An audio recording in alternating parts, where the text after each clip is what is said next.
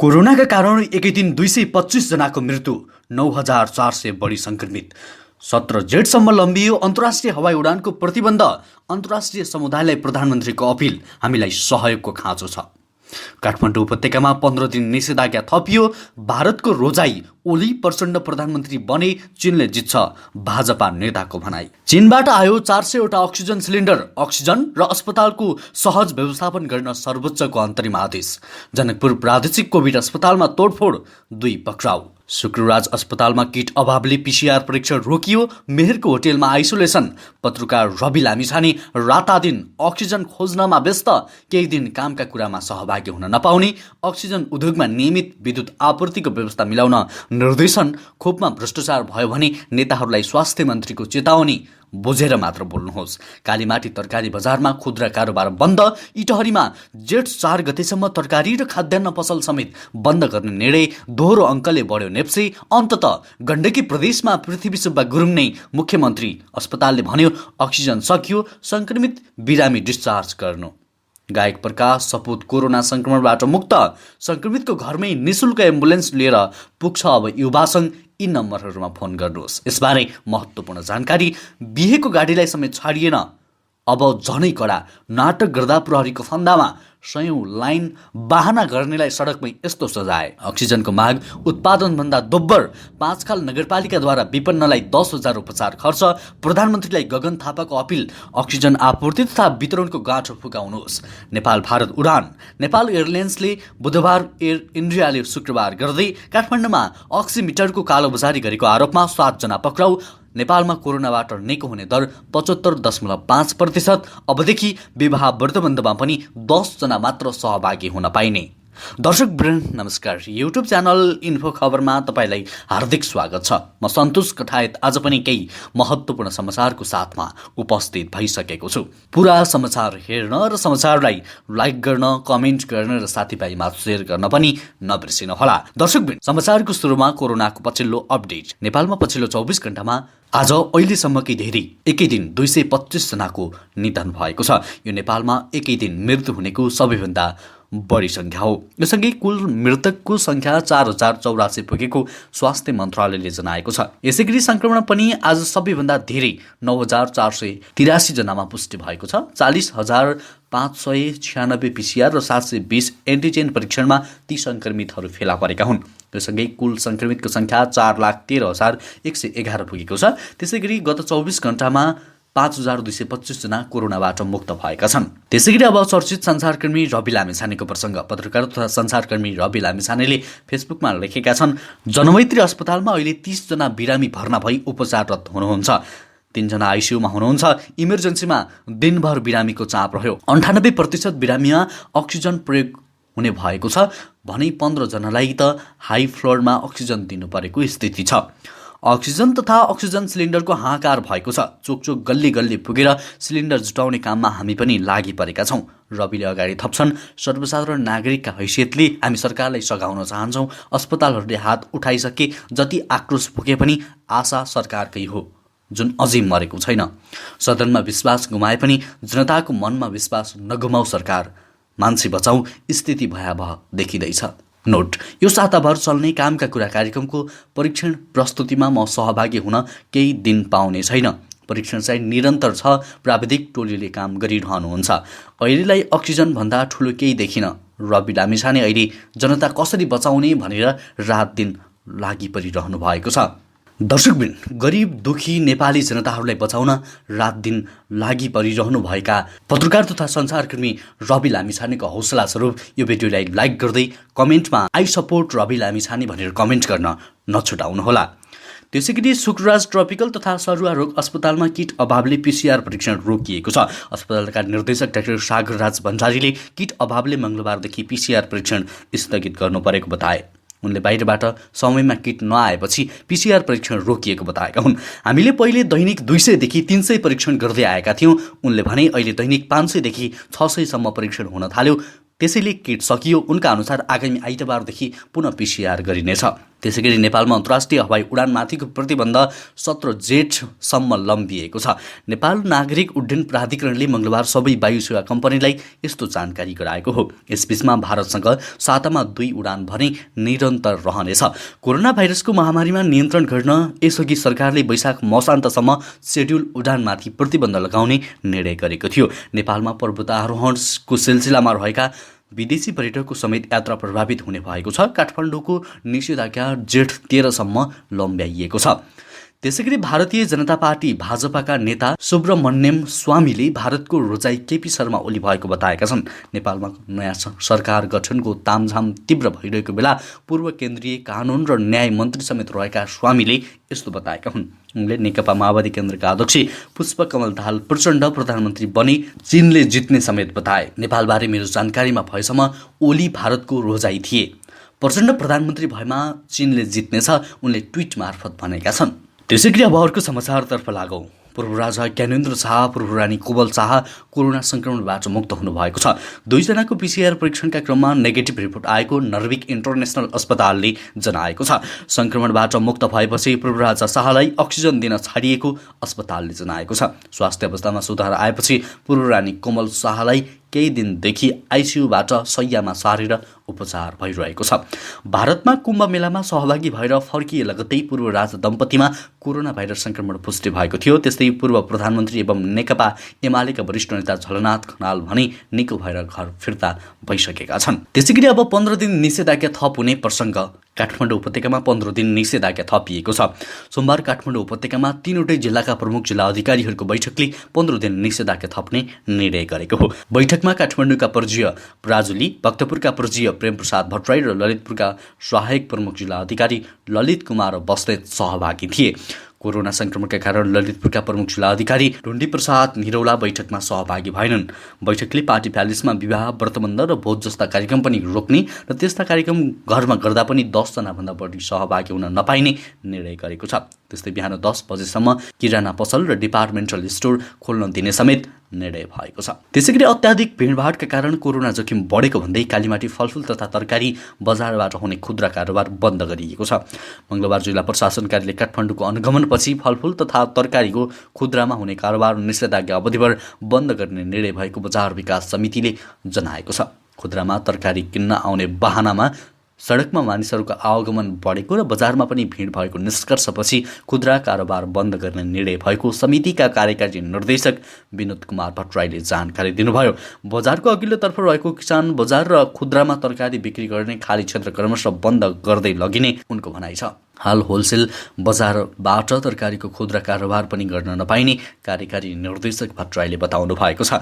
त्यसैगरी चीनको बेजिङबाट 400 वटा अक्सिजन सिलिन्डर बोकेर नेपाल एयरलाइन्सको जहाज काठमाडौँ स्थित त्रिभुवन विमानस्थलमा अवतरण गरेको छ। नेपाल एयरलाइन्सका महाप्रबन्धक डिमप्रकाश पौडेलका अनुसार सो जहाजले 400 सिलिन्डर, 160 वटा अक्सिजन, 10 थान भेन्टिलेटर गरी करिब 30 टन सामान बोकेर काठमाडौँ ल्याइएको छ। यो उडानमा 4 पाइलटसहित चालक दलका 14 सदस्य सहभागी भएका थिए। यी सामान आएसँगै थप सामान लिन नेपाल एयरलाइन्सको जहाज तयारी हालतमा रहने समेत उनले जानकारी गराएका छन्। चीनले अनुदानमा दिएका 20,000 अक्सिजन सिलिन्डर मध्ये 400 आज नेपाल आएका छन्। त्यसैगरी कोभिड सङ्कट व्यवस्थापन केन्द्रले अक्सिजन उद्योगहरूमा नियमित विद्युत आपूर्तिको व्यवस्थापन मिलाउन नेपाल विद्युत प्राधिकरणलाई निर्देशन दिएको छ। बजारमा अक्सिजनको आपूर्ति सहज हुन नसकेको विद्यमान अवस्थामा विद्युत अभावमा उत्पादन नरोकियोस् भन्ने उद्देश्यले सीसीएमसीले अक्सिजन उद्योगहरूमा 24 घण्टा विद्युत आपूर्तिको व्यवस्था मिलाउन निर्देशन दिएको छ। कोभिड-19 संक्रमितको संख्या बढेसँगै अधिकांश बिरामीलाई उपचारका लागि अक्सिजन आवश्यक पर्ने र अक्सिजन अभावमा मृत्यु हुने घटना बढेपछि केन्द्रले अक्सिजनको वितरणलाई समानुपातिक र न्यायपूर्ण बनाउन मेडिकल अक्सिजन वितरण कार्यविधि 2078 पनि ल्याएको छ। त्यसैगरी अब अर्को महत्त्वपूर्ण समाचार। सर्वोच्च अदालतले कोरोना भाइरस संक्रमितको उपचारका लागि अक्सिजन आपूर्ति सहज बनाउन र साधनयुक्त अस्पताल सञ्चालनमा ल्याउन सरकारका नाममा अन्तरिम आदेश दिने भएको छ। न्यायाधीश बम कुमार श्रेष्ठको एकल इजलासले कोरोना संक्रमितको उपचारका लागि आवश्यक औषधि र अक्सिजनको आपूर्ति सहज बनाउन, थप साधनयुक्त अस्पताल सञ्चालनमा ल्याउन र बिरामीको चाप अनुसार अस्पतालमा जनशक्ति आपूर्ति गर्न सरकारका नाममा अन्तरिम आदेश जारी गरिएको हो। अधिवक्ता शैलेन्द्र कुमार अम्बेडकरको रिटमाथि सुनवाई गर्दै सर्वोच्चले नागरिकको जीवनसँग प्रत्यक्ष सम्बन्ध र सरोकार राख्ने हुनाले अक्सिजन औषधि अस्पताल र जनशक्ति व्यवस्थापनका लागि सरकारवालाहरूको प्रतिनिधित्व हुने गरी एउटा कार्य समिति बनाउन पनि आदेश दिएको छ। त्यसैगरी अब अर्को समाचार। जनकपुर प्रादेशिक कोभिड अस्पतालमा आक्रोशित समूहले तोडफोड गरेका छन्। संक्रमितलाई भर्ना नगरेको भन्दै एक समूहले अस्पतालको वार्डमा जटान गरिएको उपकरणहरू तोडफोड गरेको छ। उनीहरूले भेन्टिलेटर समेत तोडफोड गरेका छन्। 4-5 जनाको एक समूहले अस्पतालका स्वास्थ्य कर्मीहरूलाई समेत हातपात गरेको प्रादेशिक अस्पताल जनकपुरका मेडिकल सुपरिन्टेन्डेन्ट डाक्टर प्रमोद यादवले बताउनुभयो। तोडफोड भएको जानकारी आएपछि विस्तृत विवरण आउन नसकेको उनले बताएका छन्। तोडफोड गरेको आरोपमा प्रहरीले 2 जनालाई अनुसन्धानका लागि नियन्त्रणमा लिइसकेको छ। त्यसैगरी अब हृदय त्रिपाठीको प्रसङ्ग। स्वास्थ्य तथा जनसङ्ख्या मन्त्री हृदय त्रिपाठीले कोरोना खोपमा अनियमितता नभएको दावी गरेका छन्। मङ्गलबार पत्रकार सम्मेलन गरेर मन्त्री त्रिपाठीले खोप आयातमा सरकारले 1 पैसा पनि कसैलाई कमिसन नदिएको बताएका हुन्। मन्त्री त्रिपाठीले भने, बोल्न त बोल्नुहोस्, बुझेर मात्र बोल्नुहोस्। अनर्गल, झुट्टा अफवाह र आत्मरतिका लागि नबोल्नुहोस्। कमिसनका कारण 50 लाख डोज खोप आयात प्रभावित भएको खबरहरू सार्वजनिक भएपछि भ्रष्टाचार भन्दै नेपाली काङ्ग्रेसका सभापति शेरबहादुर देउवा, माओवादी केन्द्रका अध्यक्ष पुष्पकमल दाहाल प्रचण्ड, एमाले नेता माधव कुमार नेपालले वक्तव्य दिएका थिए। नेताहरूलाई बुझेर मात्र बोल्न चेतावनी दिएका मन्त्री त्रिपाठीले भारतको सेरम इन्स्टिच्युटबाट 50 लाख डोज खोप किन खरिद हुन सकेन भन्ने चाहिँ खुलाएका छैनन्। नेपालमा अहिले अक्सिजनको माग उत्पादनभन्दा दोब्बर छ। कोभिड-19 सङ्कट व्यवस्थापन केन्द्र सीसीएमसीले आज यहाँ आयोजना गरेको पत्रकार सम्मेलनमा सो सचिवालयका संयोजक तथा प्रधानमन्त्री तथा मन्त्री परिषद कार्यालयका सचिव डाक्टर खगराज बरालले अहिले संक्रमितको उपचारका लागि दैनिक 15,000 सिलिन्डर आवश्यक पर्ने भए पनि 7,200 सिलिन्डर उत्पादन भइसकेको जानकारी दिनुभयो। 9वटा अक्सिजन प्लान्टले दैनिक उक्त उत्पादन गरेका हुन्। दोस्रो लहर निकै संक्रामक देखिएकाले धेरै प्लान्टले अक्सिजन उत्पादन गरिरहेका छन्। बिरामीलाई हाई फ्लो अक्सिजन चाहिएको छ। एउटा बिरामीलाई दैनिक 5वटासम्म सिलिन्डर चाहिएको छ। उहाँले भन्नुभयो, अक्सिजनको उत्पादन र मागबीच ठूलो अन्तर रहेको छ। त्यसैगरी युवा सङ्घ नेपाल लुम्बिनी प्रदेश र युवा सङ्घ नेपाल बाँकीले कोरोना संक्रमित बिरामीको लागि मङ्गलबारदेखि बाँकीमा निःशुल्क एम्बुलेन्स सञ्चालनमा ल्याएका छन्। मङ्गलबार नेपालगञ्जमा युवा सङ्घ नेपाल लुम्बिनी प्रदेशका अध्यक्ष किशोर थापाले एम्बुलेन्सको चाबी युवा सङ्घ बाँकीका अध्यक्ष कुस्मा खर बस्याललाई हस्तान्तरण गर्दै कोरोना संक्रमित बिरामीको लागि एम्बुलेन्स सेवाको सुरुवात गरेको उद्घोष गरेका छन्। कोरोना संक्रमितको लागि सञ्चालनमा ल्याइएको एम्बुलेन्सका लागि बाँकेका 8वटै स्थानीय तहमा युवा सङ्घका निम्न प्रतिनिधिहरूलाई सम्पर्क गर्न सकिने युवा सङ्घले जनाएको छ। प्रवीण बेसी नेपालगञ्ज उपमहानगरपालिका 98,580 25,485, विकास काउचा खजुरा गाउँपालिका 98,580 30,404, केशव शर्मा जानकी गाउँपालिका 98,667 13,750, प्रेम विष्ट बैजनाथ गाउँपालिका 98,482 34,806, दिपेन्द्र कुँवर कोहलपुर नगरपालिका 98,580 41,365, गुरुबचन यादव नरैनापुर गाउँपालिका 98,649 57,602, सरोज विक्रम विष्ट साप्ती सोनारी गाउँपालिका 98,580 80,240, कैलाश किशोर मिश्र डडुवा गाउँपालिका 98,649 45,283 लगायतका नम्बरहरूमा सम्पर्क गर्न सकिनेछ। त्यसैगरी जोरपाटी स्थित नेपाल मेडिकल कलेज अत्तरखेलले अक्सिजन सकिएपछि कोरोना संक्रमितलाई डिस्चार्ज गर्न सूचित गरेको छ। मङ्गलबार अस्पताल प्रशासनले एक सूचना जारी गर्दै अक्सिजन सप्लाई गर्ने कम्पनी सोपान फार्मास्युटिकल्स लिमिटेडले मेसिन बिग्रिएकाले तत्काल अक्सिजन उपलब्ध हुन नसकेको र अन्यत्रबाट पनि अक्सिजन उपलब्ध गर्न सक्ने अवस्था नरहेको मङ्गलबार साँझ 4 बजे संक्रमित बिरामीले आफै व्यवस्था गर्न भनिरहेको छ। त्यसैगरी चर्चित गायक प्रकाश सपुतलाई कोरोना संक्रमणबाट मुक्त भएको छ। आफू र भाइ कलाकार देवेन्द्र बब्लु कोरोना संक्रमण मुक्त भएको प्रकाशले जानकारी दिएका छन्। उनले सबैको शुभेच्छा र आफूहरूको आत्मबलले कोरोना जितेको सामाजिक सञ्जालमा उल्लेख गरेका छन्। उनले कोरोना जित्न सकिन्छ भन्ने आत्मविश्वास बाँड्न चाहने समेत बताएका छन्। उनले सतर्कता अपनाएर संक्रमितलाई हौसला र आत्मबल प्रदान गर्नु साथै सुरक्षित र सकारात्मक रहन आग्रह गरेका छन्। यही वैशाख 16मा प्रकाशले कोरोना संक्रमण पुष्टि भएको थियो। संक्रमण पुष्टि भएपछि उनी होम आइसोलेसनमा बसेका थिए। त्यसैगरी अब नेपाली सुन बजार सम्बन्धी जानकारी। सुनको मूल्य तोलामा 300 रुपियाँले बढेको छ। सोमबार 92,000 रुपियाँ प्रति तोलामा कारोबार भएको छापावालो सुनको मूल्य मङ्गलबार 92,300 रुपियाँ कायम भएको नेपाल सुनचाँदी व्यवसायी महासङ्घले जनाएको छ। आज तेजाबी सुनको प्रति तोला मूल्य 91,800 रुपियाँ छ। हिजो तेजाबी मूल्यको कारोबार मूल्य 91,500 रुपियाँ थियो। त्यस्तै चाँदीको मूल्य भने तोलामा 15 रुपियाँले घटेर 1345 रुपियाँमा कारोबार भइरहेको महासङ्घले जनाएको छ। त्यसैगरी कोरोना संक्रमितको सङ्ख्या बढ्दै गइरहेको समयमा नेपालमा विभिन्न ठाउँमा निषेधाज्ञा लागू भएको छ। विभिन्न मुख्य सहरहरूमा प्राय नयाँ नियम लागू गरी सबैलाई रोगबाट जोगिन विभिन्न नीति नियम लागू हुँदै आइरहेका छन्।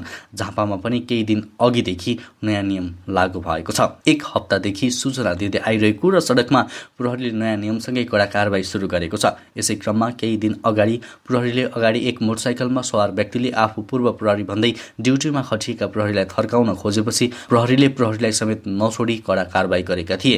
हिजोदेखि भने धेरै कडा भएको छ। बिहेको गाडीलाई समेत छोडिएन। नाटक गर्दा प्रहरीको फन्दामा परेका सयौंको लाइन नै लाग्यो। बहाना गर्नेलाई सडकमै यस्तो कारबाही गरिएको छ। त्यसैगरी काभ्रेपलाञ्चोकको पाँचखाल नगरपालिकाले कोरोना संक्रमित विपन्न व्यक्तिलाई उपचार खर्च बाबत 10,000 रुपियाँ दिने भएको छ।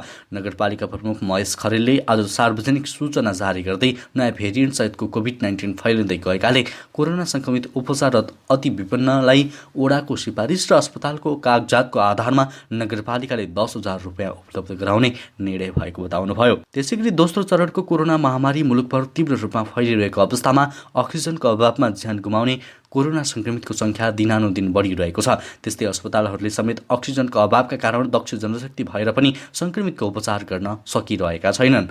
अक्सिजन अभावकै कारण मुलुकभरका संक्रमितहरूले ज्यान गुमाइरहेको अवस्थामा पूर्व स्वास्थ्य मन्त्री समेत रहेका नेपाली काङ्ग्रेसका युवा नेता गगन थापाले अक्सिजनको व्यवस्थापन गर्न प्रधानमन्त्री केपी शर्मा ओलीलाई अपिल गर्नुभएको छ। मङ्गलबार एक भिडियो जारी गर्दै नेता नेपालले थापाको अक्सिजनको अभावमा कोरोनाका संक्रमित र संक्रमितका आफन्तहरूको दुःख पाएको बताउँदै अक्सिजन आपूर्ति तथा वितरणको गाँठ फुकाउन प्रधानमन्त्री ओलीलाई अपिल समेत गर्नुभएको छ।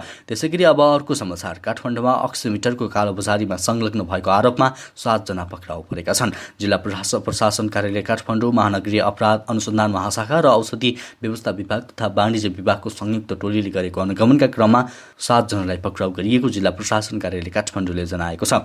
पक्राउ पर्नेमा बल्खमा रहेको बायोप्लस फर्माका सञ्चालक शिखर श्रेष्ठ, थापाथलीमा रहेको नोनोटेक फर्मका सञ्चालक शेषकान्त अधिकारी, बाजुरा घर भएका थुमराज उपाध्याय, सुनसरी घर भएका पुष्कर घिमिरे, विराटनगर विशाल आचार्य, सिन्धुलीका सन्तोष भण्डारी, भारतीय नागरिक जगदीश प्रसाद सारासरिया रहेका महानगरीय अपराध महाशाखाले जनाएको छ। त्यसैगरी अब आजको अन्तिम समाचार। मैले यो लेख्दै गर्दा मेरो मुलुक कोरोना महामारीको नयाँ घातक र लहरको सामना गरिरहेको छ। बढ्दै गरेको कोरोना संक्रमणको कारण हाम्रा साहसी डाक्टर, नर्स, अन्य स्वास्थ्यकर्मी एवं राष्ट्र सेवा कर्मचारी र स्वास्थ्य सेवामाथि नै अहिले गम्भीर चुनौती थपिएको छ। नेपालको इतिहास कठिनाई र सङ्घर्षपूर्ण रहँदै आएको छ। तर पनि यो महामारीले हामीलाई अन्तिम सीमामा पुर्याएको छ। कोरोना संक्रमितको सङ्ख्याले स्वास्थ्य प्रणालीमाथिको दबाव बढाएको छ। आवश्यक परेका बिरामीले अस्पतालमा बेड पाउन सकेका छैनन्। हामी अहिले विश्वभरका हाम्रा मित्र राष्ट्रहरूसँग तत्काल आवश्यक चिकित्सकीय सामग्री, जीवन बचाउने औषधि र खोप उपलब्ध गराउन आग्रह गरिरहेका छौँ। त्यसैगरी पर्साको बहुधर्माई नगरपालिकाका मेयर नितेन्द्र प्रसाद शाहले वीरगञ्ज स्थित आफ्नो नवनिर्मित होटल आइसोलेसन सञ्चालनका लागि निःशुल्क रूपमा दिने घोषणा गरेका छन्। होटलभित्रै संक्रमितको उपचार चिकित्सकहरूको स्वास्थ्यकर्मीको टोलीले गर्ने भएका छन्। उपचार खर्च नगरपालिकाले बेहोर्नेछ। वीरगञ्ज महानगरपालिका 12 तेजार टोलका स्थित करिब 1 बिघा क्षेत्रफलमा रहेको होटल शाहदरबार प्रणालीलाई निःशुल्क आइसोलेसन सेन्टरको रूपमा प्रयोग गरिन लागिरहेको छ।